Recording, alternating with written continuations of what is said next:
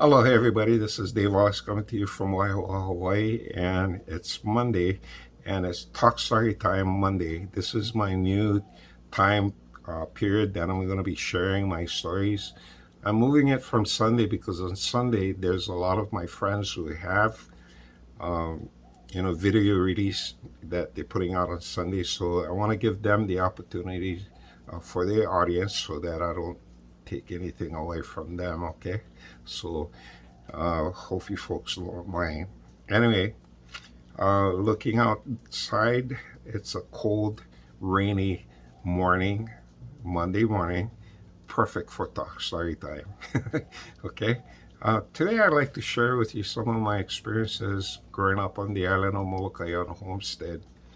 And on the island of Molokai, our homestead was a 5 acre parcel. That was our um, residential place. We were given 5 acres to have our home, and we also had a 35-acre agricultural lot that we leased out to the pineapple fields, pineapple companies, and in return, we'd get some bonus from them based on whatever harvest they took off of our land.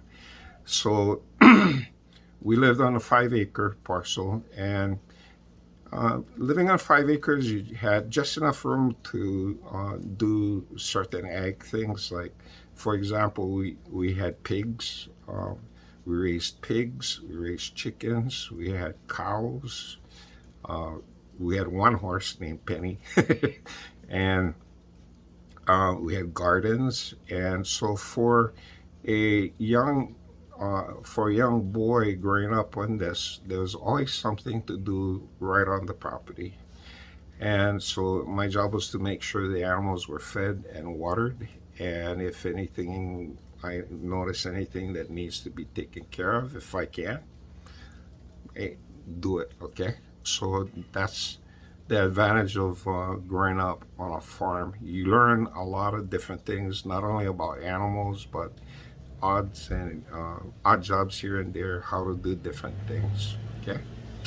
Now, Hollywood was a wide open area. There was a lot of space between us. My nearest neighbor and dear friend lived about half mile away from me. And so it wasn't like today where our homes are all located real close together. It was all spaced across. So to get to my friend, I had to walk. Okay, uh, for for a little kid, it was pretty far. Okay, so most of the time, however, I spent a lot of time alone, and alone or with my dogs or with my family members. Once in a while, I'd have my cousin Lionel come over from Kalapu, and we'd spend the day hunting birds all over the place. And but most of the time, I was alone. In my alone times, one of my favorite places to visit was an area located just north of our homestead, and this was a valley complex called Naiva. Actually, the proper name for the place where Ho'olehua was located was supposed to be Naiva. On the maps, it's called Naiva, and lower portion is Pala'au. So um, that's where I'd spend a lot of my time. And Naiva, um, in Naiva, or in the place that we call Naiva, Naiva is actually a valley, okay, a valley complex. And in some places, this valley goes way pretty deep. And as you get closer towards where we live, it wasn't that deep, kind of shallow. But as you walk further north, northwest, through the valley complex, the walls get steeper and deeper, and there's more different things to see.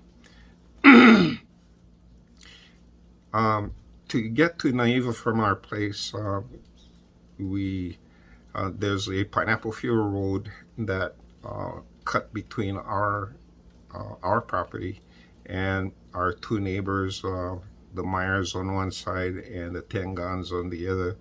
And there's a road that went back past the pineapple fields and went all the way up to the fence line. And the first thing that you see at Naiva at the lip, right at the top of this valley, was a green water tank, and it was metal. And as a little boy, I was afraid of heights, but for some reason, this green water tank with this nice ladder all the way up was too too much of a temptation for me to resist. So I found myself climbing up that water tank and spending a lot of time up on the top of the water tank, just walking around and looking around, and wow, it's a nice big tower. I can see so clearly. And I was never caught up there. I often imagine, what would be the consequences of me being caught up there, but nobody caught me. So, um, it was one thing that I did to kind of try and deal with my fear of heights. And so sometimes, by the time I was about 12 years old, I'd be sitting at the edge of the water tank, dangling my feet right over the edge of this huge valley. Okay, and that didn't frighten me at all. So that was one thing that I did. I spent a lot of time out there. When most of my trips were for maybe a half hour, an hour, but if I decided to walk through the valley and just explore, and I take with me some things to eat, like canned corned beef. That was my favorite. And just canned corned beef, you can open them and eat anywhere you want. And sometimes I get some bread and I just roll them up and mash it to make it kind of like doughy. And I take that with me, and I take a bottle of water, and that would be enough. And if I was planning to stay up there for a long time, I'd take my dog. And my dog was a good companion. Now, there's another reason why I took my dog, because first couple of times I went up there and not really understanding what this place was. And when I went up there, the first thing I noticed was the sound of human voices whispering.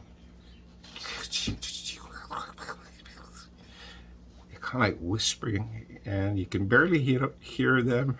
But for me, I as I listened to them and I closed my eyes trying to understand what was happening, they're curious on who I was. Who's this boy? What are you doing here? What are you like? You come to steal? And things like that. Those are the thoughts that were being flooded into my mind. And so I quickly learned that in order to make this place peaceful so I can go, I have to first identify myself, and second, tell the spirits what I'm doing there.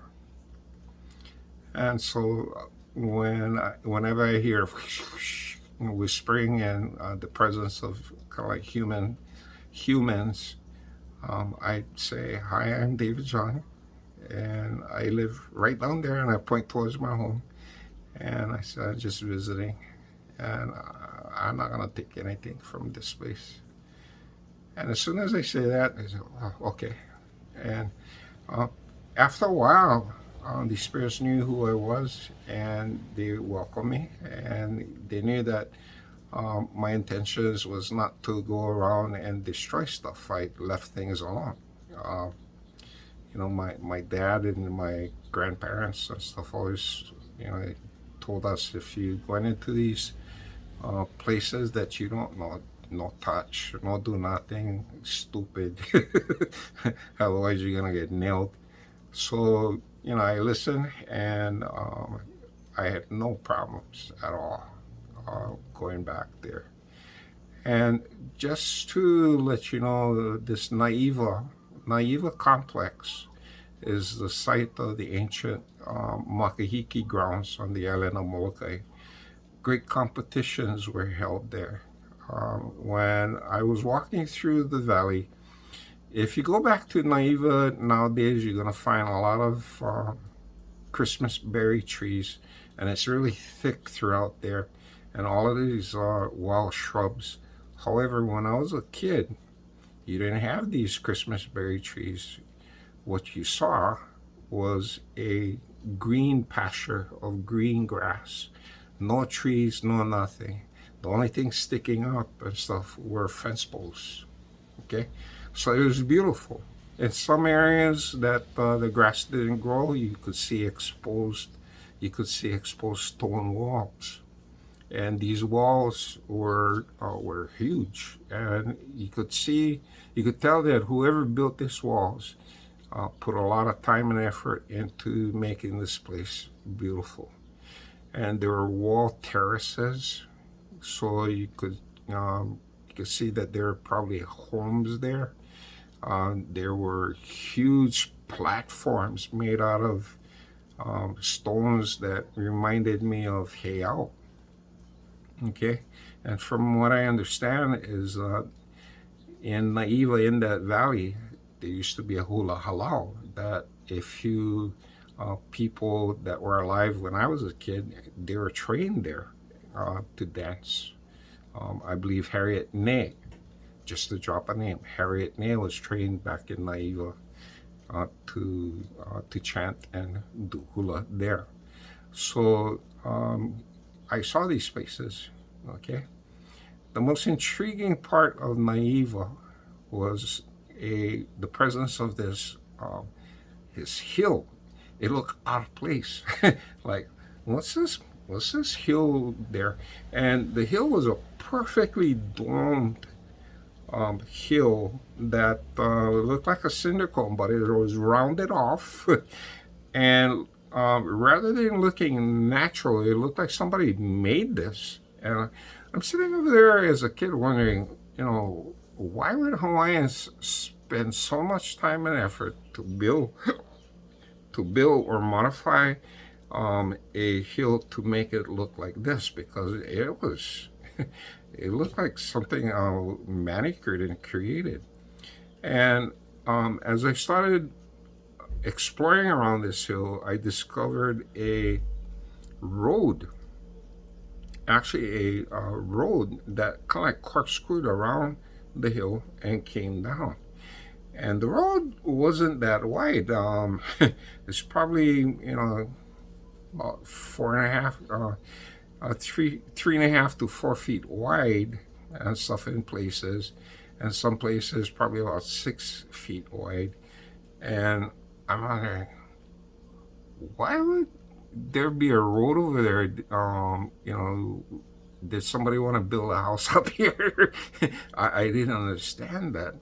And one day when I decided to go up and really ponder on this, I sat down, and I closed my eyes, and I just say, okay, I wonder what kind of stuff was happening here.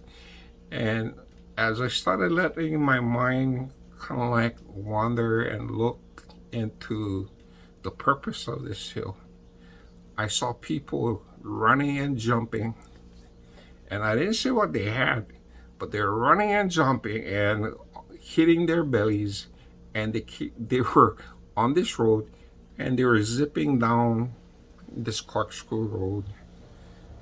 And I thought, oh, they're moving really fast, and I could see them doing this in my mind.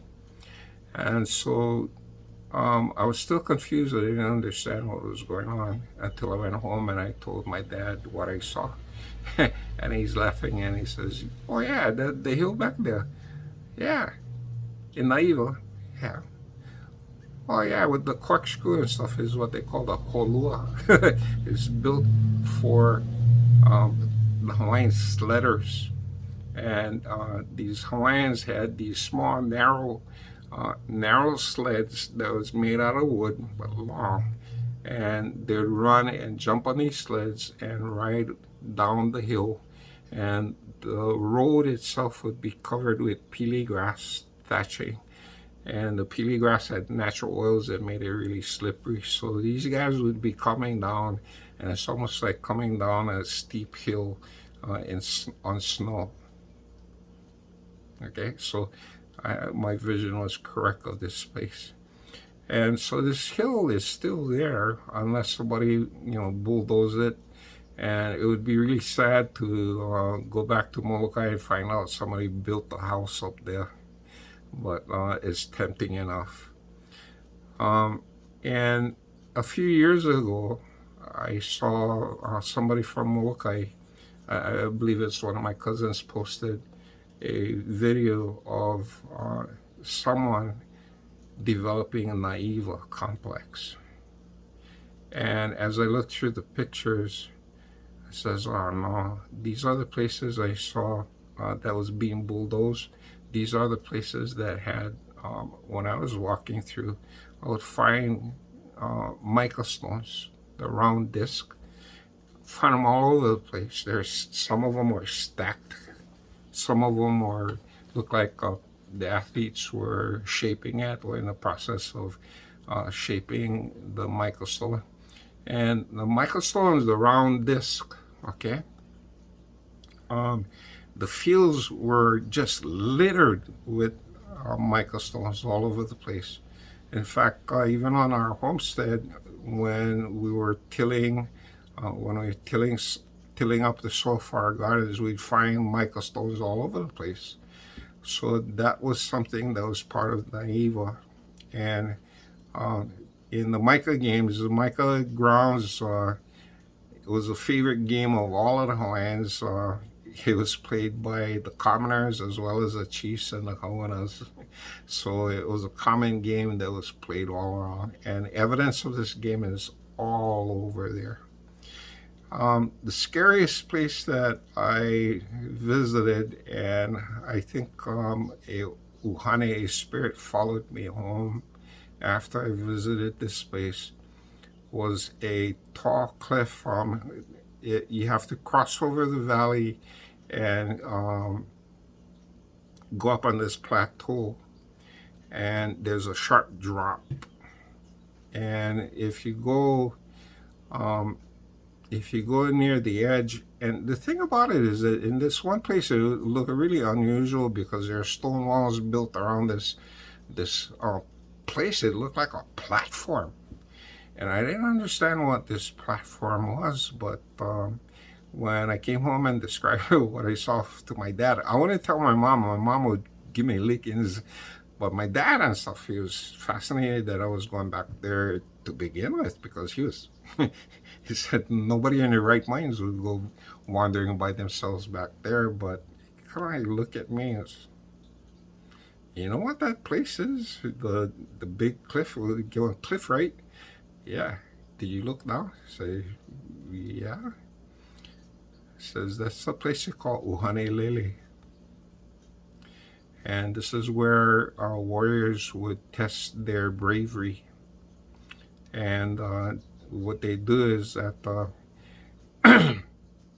this place, Uhanelele, was the place where these warriors would gather, and they'd watch the other sides of the valley, because there's a mean wind that comes through the valley, and it's really windy.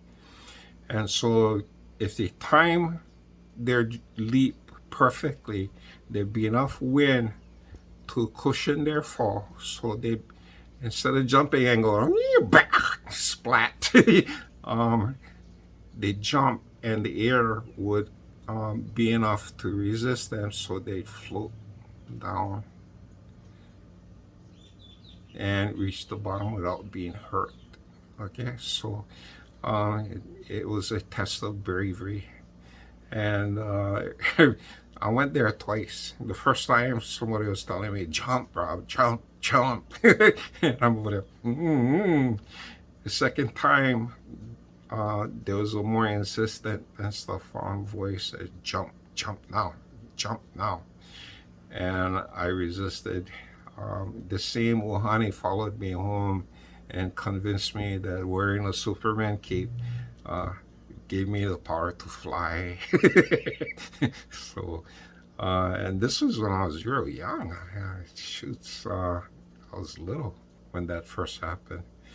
But, you know, these experiences at Naiva taught me to not be afraid of spirits. It gave me an opportunity to communicate with some of them and know the difference between the good spirits and the Kolohe ones, and there were a couple of evil ones, okay?